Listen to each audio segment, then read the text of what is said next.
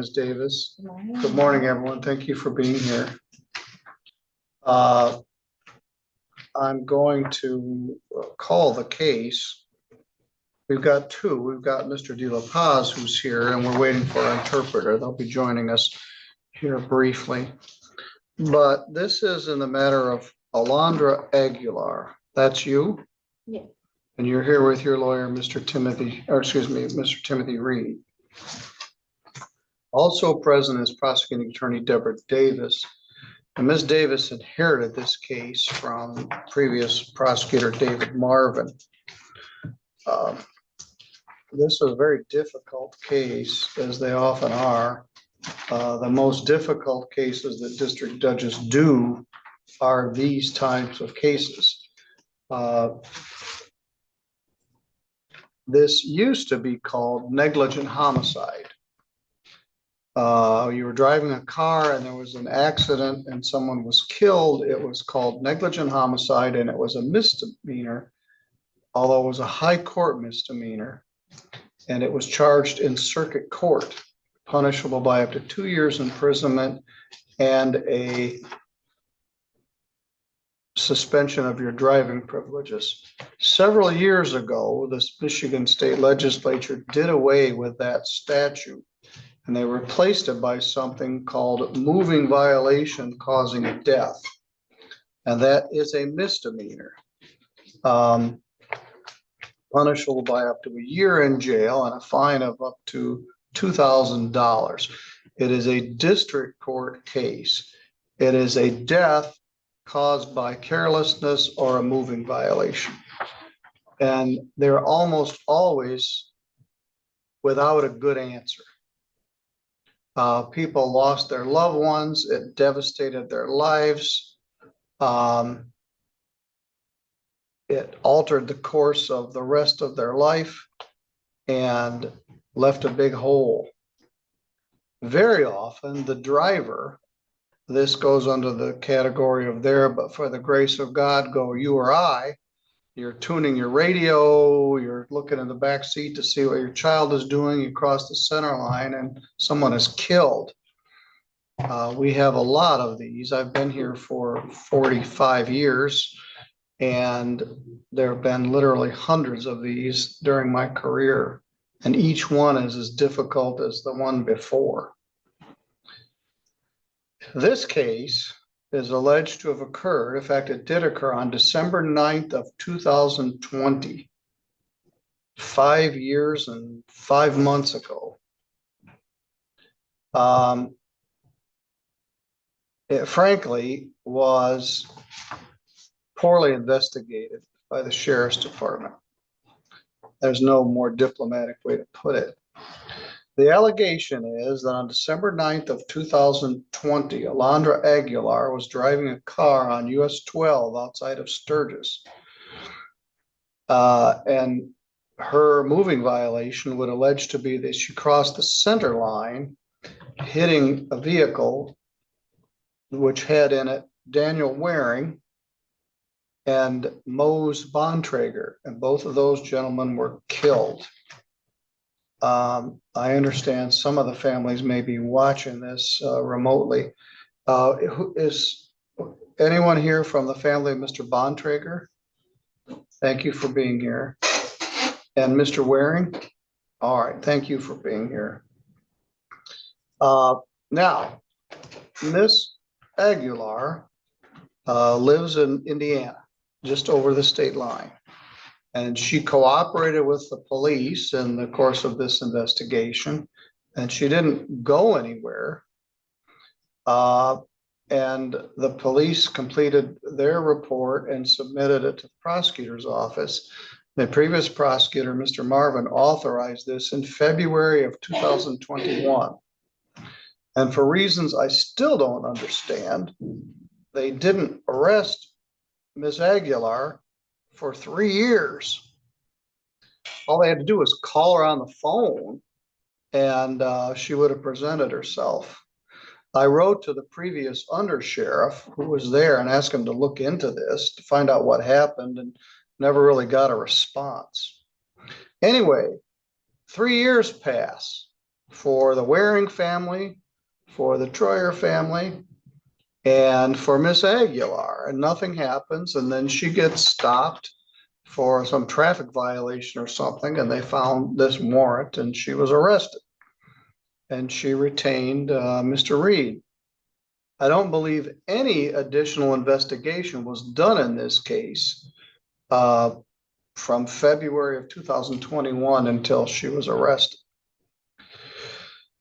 The matter was set for trial. I think it was adjourned and reset for a trial way out, like 120 days out, to give the prosecutor and the defense an opportunity to prepare for the trial. I blocked out 2 days of court time, more if needed, and we didn't have a trial. There was a plea agreement that was entered, agreed upon by Mr. Marvin and Mr. Reed. The defendant, Ms. Aguilar, pled no contest to 2 counts of a moving violation causing death. One for the Mose Bontrager and one for Daniel Waring. I said Troyer, that's a different person. And the matter was set for sentencing under the delayed sentencing statute, which is 771.1, for 6 months with the following agreement.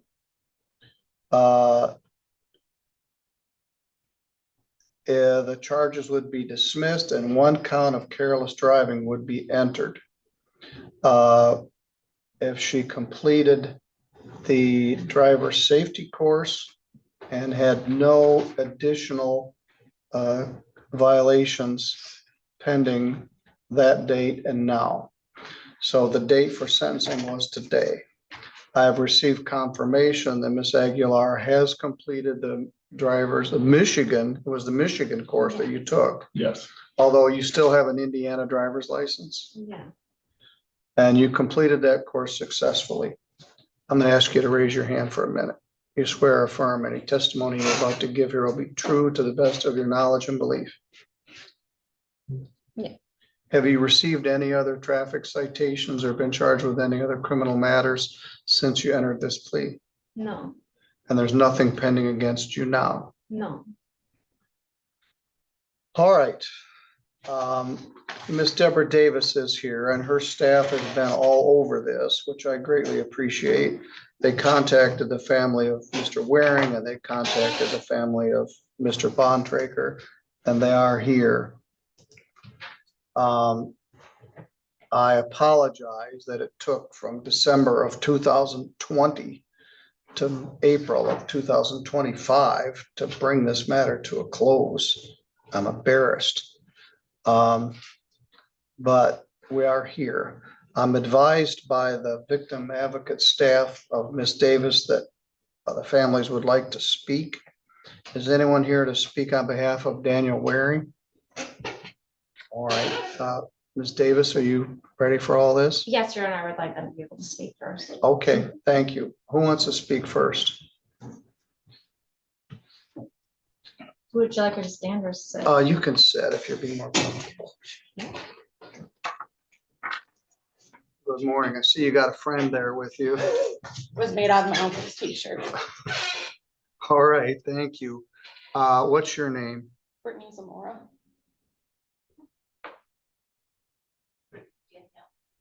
Yeah. All right, what would you like me to know? I just wrote a letter to her. Would you like to read it? Yes. Okay, go ahead. Sorry, I might stutter through it. You're fine. Okay. Dear Alondra, I have started this letter more times than I can count. Every time I try to write it, I am flooded with emotion. But I think you should know who Daniel Waring was. He was the man my mother named my middle name after, who I was blessed to name my son after as well. Uncle Danny was a kind-hearted man, caring, dependable, and trustworthy. He taught my husband what a true man is, what a father is, and how to be a husband that I needed. He loved his family unconditionally, no matter what they did, good or bad. When my husband came home after serving 14 years in prison, my uncle was the first one to welcome him into the family with open arms and never judged him once. My husband finally had a dad to learn from. Uncle Danny would drop anything if you needed him. He showed kindness without being asked. He loved duck hunting with family, friends, and his dog. He told the worst jokes that somehow always made you laugh. Most importantly, he was my aunt's soulmate, a devoted son, a loving father, a brother, a grandpa, and an irreplaceable uncle. I could go on forever about him, but what I really need to say is how deeply this has broken us. On December 9th, 2020, while I was getting my kids ready for work, and before I woke my babies up, I received a call from my favorite aunt. It was odd because she never called that early. When I answered, it wasn't her voice, but her sister's, saying, "Britt, it's Tara. We need to get a hold of your Nana. We tried but can't reach her." And then the pain came. "Your uncle has been killed in a car accident on his way to work." I dropped my phone, dropped to my knees, screaming and crying, unable to control the flood of emotions. I had to get my kids ready for daycare still in that state of mind. I couldn't even remember if I put their shoes on them. My daughter was 12 years old at the time, and she did the best she could to help me. Then I had to drive to my Nana and Papa's house and knock on their door to tell them the worst news imaginable, that their son had died. My mom was out of town for work, so I had to call her workplace and ask to speak to her and deliver the news over the phone. I didn't want my mom to hear it like that, but I had no choice. I had to be the one to tell her that her brother, her first best friend in life, was gone. I had to call my sister and tell her as well. Telling someone you love them that another person they loved has died, it breaks something in you. But I should not have to be the one to bring that pain. It should have been the person that made the choice to drive a car she knew had bad brakes, the one who chose to speed. It should have been you. Some of your friends and family reached out to me saying they were sorry for your actions. A woman that was 2 cars behind my uncle kept contacting me to express her condolences and to keep updated about the case. You didn't, not once. In court, you claimed you didn't know that you had a warrant, but that's not true. Your own cousin told me you did know. You yourself messaged my cousin Krista, Daniel's daughter, saying you knew. You have shown no remorse. You have took 2 lives that day, and you get to walk free. An online class is not justice for either families. I watched you sit in this courtroom hallway laughing with your family while we stood there broken. Sorry. I had to go cry in the bathroom because seeing your face brought every ounce of anger back in me again. I carry anger in my heart that it hurts to the core. I haven't been able to grieve probably, because how do you grieve when there is no justice? My family has been through counseling just to deal with depression. That day you didn't just take my uncle, you took a piece of us that we can never get back. Relationships have strained. My aunt no longer has her anniversary to celebrate with her soulmate. Uncle Danny never will get to meet his grandkids that have been born since then, or my baby girl. He won't be able to celebrate birthdays, graduations, or holidays. My Nana will never get a dozen carnations from him on Mother's Day that he did every single year. My mom is an only child now. Her brother was supposed to be here to help her take care of their parents. Everything feels emptier without him. I hope that one day I can forgive you, Alondra, but right now, I don't know if that's possible. Is that Danny's picture on your shirt It there? is. Can you And stand these up? are his ashes. This is the only thing we have of him, his ashes and a bear made of his shirt. I do like the bear. It makes me smile. We got these for Christmas from his daughter. One thing you did remark that she didn't contact you, that's almost universal. Once they're charged with something, they very rarely does that happen. And once an attorney gets involved, the attorney says, please don't contact them. I've seen it a few times, but it's very rare. So that's not uncommon. You told me something I didn't know, that there was a witness car, 2 cars behind. Yes. I don't know if that's in the report anywhere. But thank you for being here, and it's important to share that, and I'm sorry it took so long to get there. But thank you. I think that was from the heart, and it was important for everybody to hear it. Would you like to speak also? All right, what's your name? Lisa Perkins, I'm Danny's sister. All right, come up if you would. So as Brittany said, I was away. It was the year 2020. Alondra, can you just look at me? No, you can just sit down. Okay. You can speak to me, but she can see So it was you. the year 2020 and everybody was in the world was worried about COVID, thinking it would take their loved ones. Yes, I was off to a hospital in Carroll, Michigan. I live in Kalamazoo. I was at a hospital helping them out with COVID because we had quarantine and isolation and so many of the staff were getting sick. They needed extra staff. So I went there and I got the worst phone call in my life. Now, I sympathize with her and I want her to know that. That's why I wanted her to look at me because I want to tell her that. Okay, I got that news. I was in such shock. I don't remember driving. And we're talking about a driving case. I myself, Alondra, don't remember driving from Carroll to just above Battle Creek, which was probably a couple hours until it finally hit me. So I know things can happen. I know accidents happen. I too, Alondra, had girls your age and always worried when they were out. I worried about them being in accidents, being on your phone, looking for a water bottle, causing an accident. So I understand accidents can happen. But when it happened, it took something that it affected all of us. The Bontrager family, he was a young father. I speak for his family too, because they're in the Amish community. how did the 2 men know each other? So my brother picked him up every day for work. My brother was a very loving and kind person. We're not opposites in that, but we're opposites. He's very quiet, very shy, very So laid were they back. on their way to work? And he had picked him up and they were on their way to work that morning.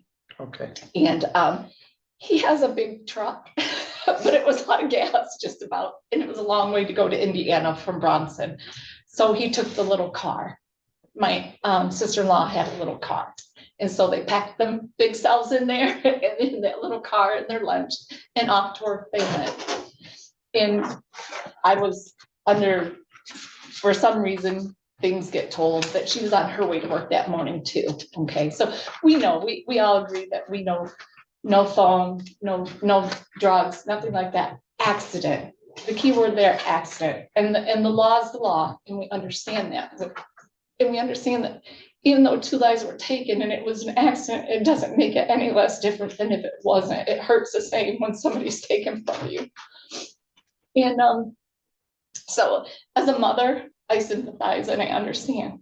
But as someone who's lost a loved one, to see some sort of justice, we just want a little bit of something that says, I'm sorry. You know, something from the justice system that says, there is a price to pay sometimes when this happens, even though we're not asking. I don't want a young woman's life to be taken from her. I would never ask that she'd go to get a two life sentences because she took 2 lives. It was an accident, and as a mother, I understand that those happen. But we want to see some sort of restitution, some sort of I'm sorry. I know you say they can't do that. well, she may be able to do it today. if That she means a chooses lot to. to families, I think. That, you know, as much as I sympathize with her, I would think that respect was shown back, that somebody was sorry, because it is very hard when we've seen her know that she's been out and about for the last 4 years in the community. She can live her life. She can marry. She can have kids. She can see her grandkids. You know, this is something that was taken away from us. Her mother didn't lose her child. Her sister didn't lose her sister. You know, she's still here. And we want her to make the most of her life, and we want it to be good, but we also know that we are hurt. And that my daughter especially was so close to my brother. Because we grew up, I moved away and they stayed in the same neighborhood, and I moved to Kalamazoo, but they all live in the same area. And it's my dad's only son. My dad laid in bed and wouldn't speak to nobody for hours, days. I had to go in there and comfort my dad because he just didn't know how, being a pastor, he just didn't know how he struggled with what happened to his son. And he put his faith in God, as he always does, and he tried to help us out too. But my mother, her only son, her firstborn, to this day, she's not doing well. And 40 years he was with his wife. My mother wrote the very love letter that asked, my brother asked my mother to write the love letter to his wife to get her to go out with him, and she still has that in her photo album in my mom's handwriting. So he wasn't just a fly-by-night guy that come and went in everybody's life. He was our stable one. He was the good one. He was the quiet one, the family man, the one I named my daughter after. Not her dad, but my brother. She named her son after him. He meant a lot to us. And we just want to see justice be done and get a little bit of peace. I know it's not going to bring total peace, and nothing ever will. But we just ask the court to understand that our families and Mo's family, Mo was a young married man with 2 young children, new wife, and in the Amish community, he was the pillar. He was the pillar of his family. She was lost without him. She don't farm.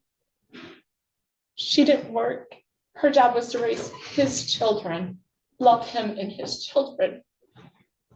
She was broken, and it's very hard when you're of that community and that culture to be allowed to show this. I think she was very, very strong, but she's raising those kids. She's loving those kids, and she's missing her first and only love that she had at that time when he passed. That was her world. Susan didn't know what to do without Mo. She was just as lost as my sister-in-law was, which brought about in a silver lining. Once again, I want to state, brought about such a great relationship with our family and the Bontrager family. And now Jody has taken up what my brother did. She helps drive them around, just as my brother did. Our families have really bonded, and we're thankful for that. It's sad that it took a moment like this to do that.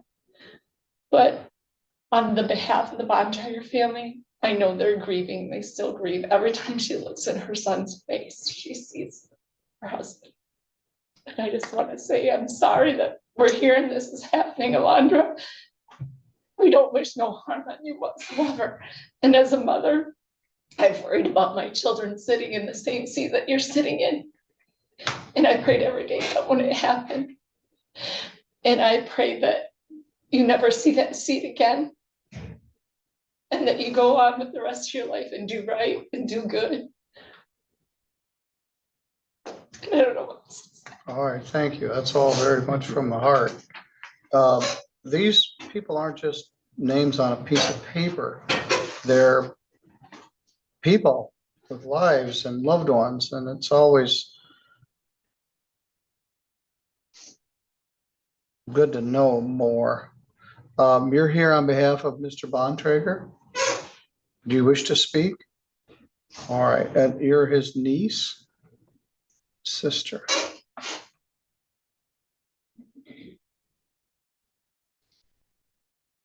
As a rule, the members of the Amish community are very loving and forgiving, and they don't very rarely would speak at court. Recently, we've had a terrible stretch of cases where young Amish people are victims of vehicular deaths. We have 2 that happened this last year and several in the area.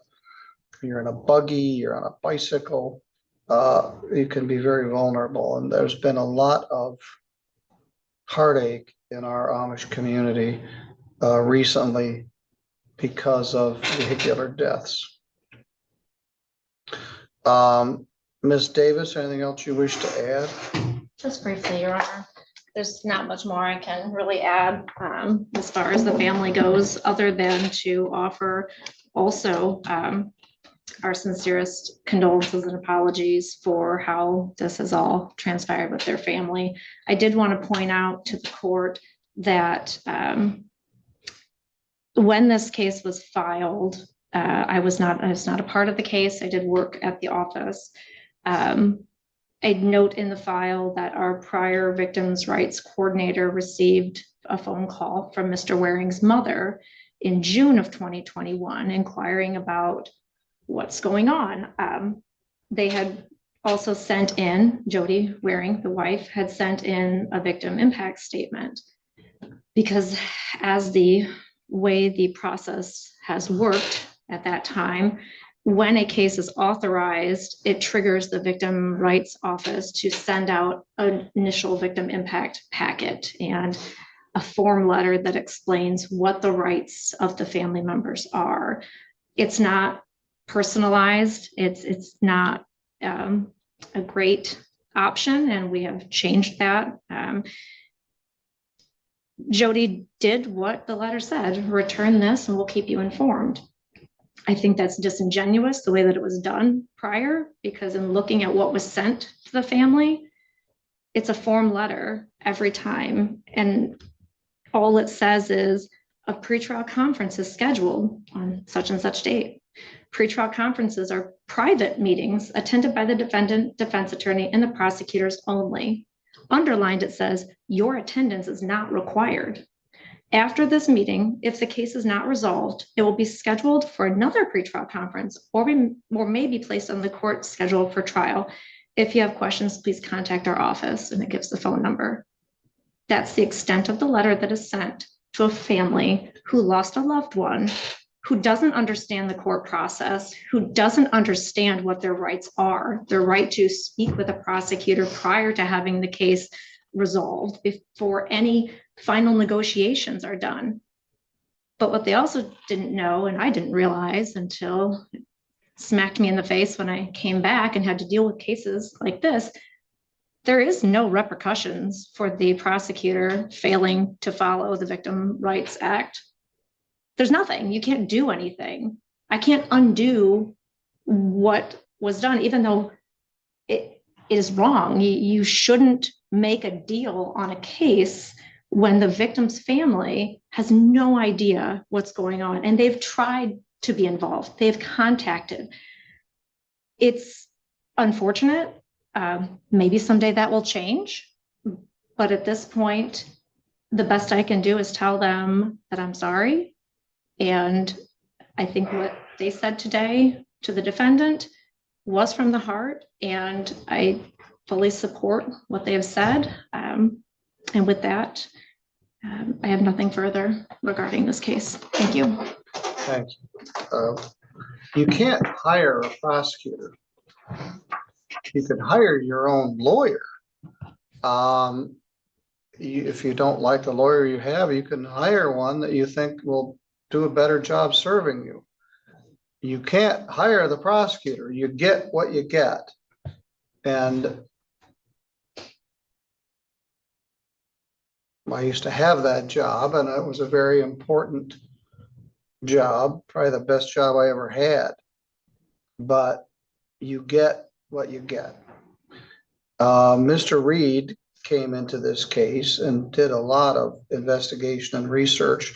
There are some problems proving this case in defense of the previous prosecutor. Neither one of these cars had an electronic black box, which will tell you how fast the car was going, when the brakes were applied, that sort of thing. Neither car had that. So that information just was not available. Modern cars have them. I think any car probably made in the last 10 years has one, but neither one of these cars had a black box. For reasons, again, I don't wasn't part of the investigation. They never called in an accident reconstructionist. They had an accident investigator, but they never had a reconstructionist, which can give more information about what and how the accident was caused. This case was not an easy case for the prosecutor to prove beyond a reasonable doubt. They could have gone to trial and the defendant could have been acquitted.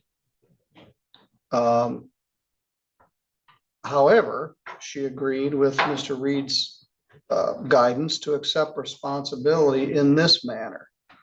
This was not a line drive of a case. There were factual issues, as I indicated. It wasn't investigated very well, and there were other issues, so it may have been difficult to prove it.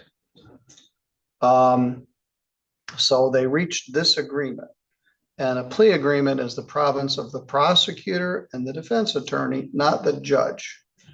Once they reach it, I'll follow it. As far as I can tell, Ms. Aguilar has complied with every terms of this plea agreement. My understanding was she had no criminal record, and I believe not much of any of a driving record. She had a valid driver's license at the time this occurred.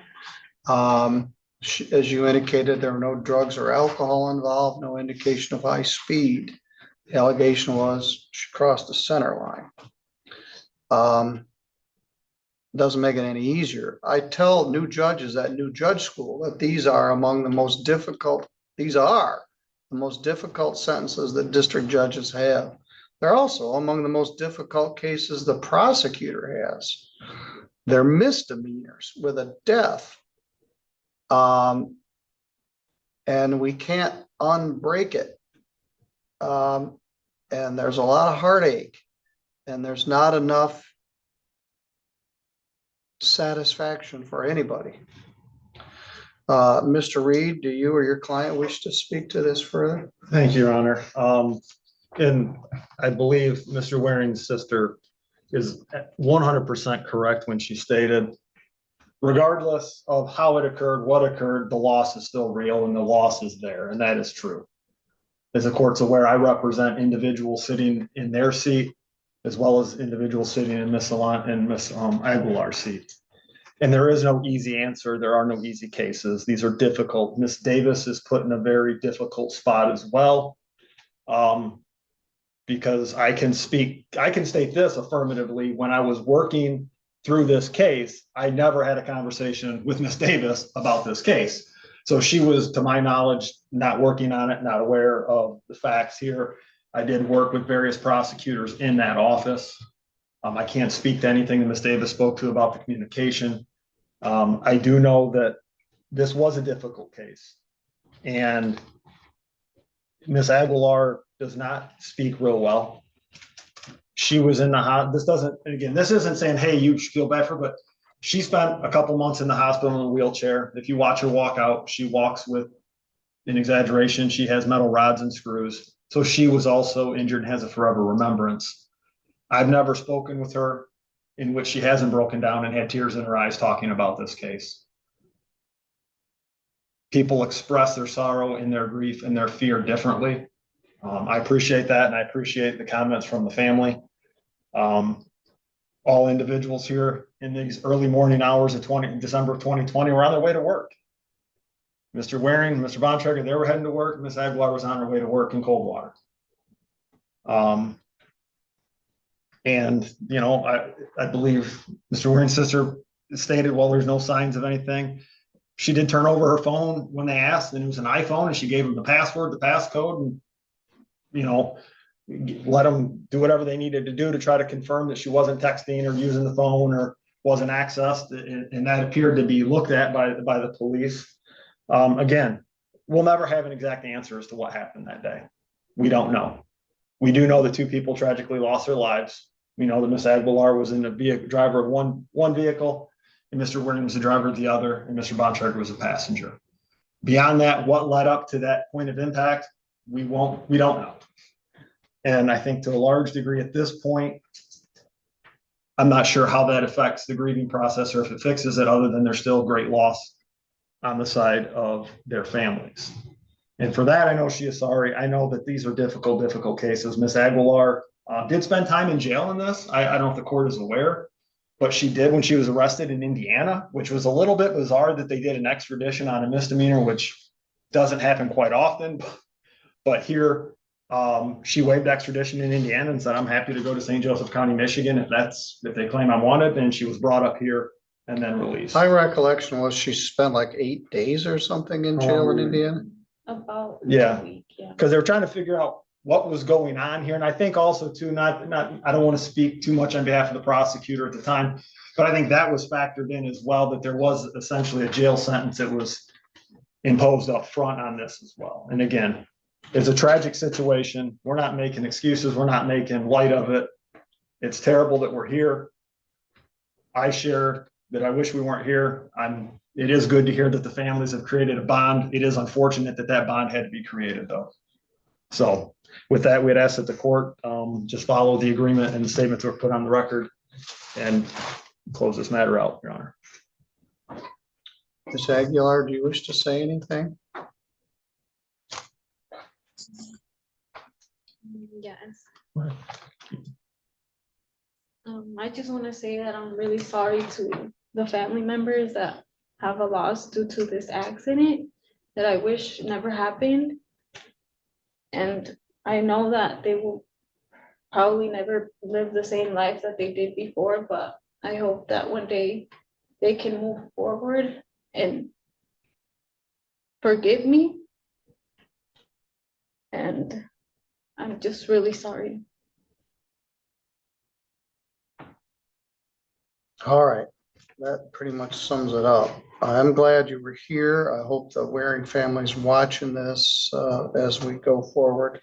The defendant has complied with the terms of the plea agreement. I'm going to enter a judgment for careless driving, which is a civil infraction.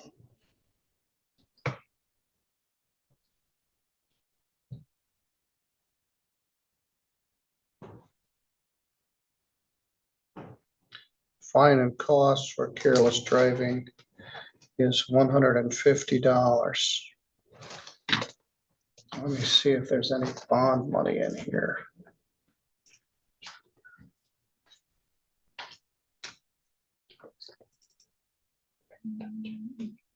She posted a surety Yeah, I would bond. say, I believe it was through a surety agent at the time. That'll be paid within 30 days, Your Honor. All right, Ms. Aguilar, by May 31st, 23rd, excuse me.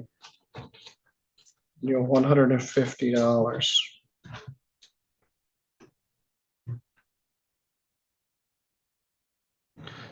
Careless, I believe, carries 3 points. Yes.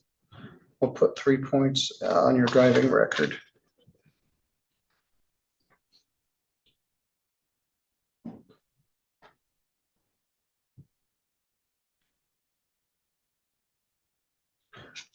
You can use this envelope to pay by credit card. You can bring in green cash or send in a certified check or money order.